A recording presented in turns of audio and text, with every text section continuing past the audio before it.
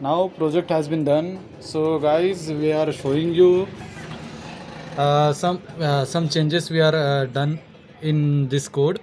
Just like at a time with buzzer, the relay will be operated, and by relay it will be operated solenoid valve. So if you want that code, then we will share you in a description. So please like and support Jay Malhar Electronics. Now this is demonstration what we done in program.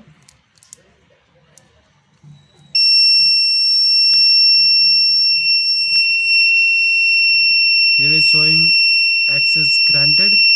That means our card has been successfully read. Okay. We also add another card. We are showing you. This is tag. Before we are read this card, and now we are reading this tag.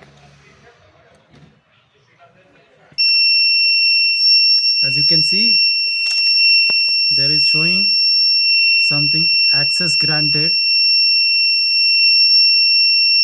Vijay. Okay. Like and subscribe, guys. Thank you.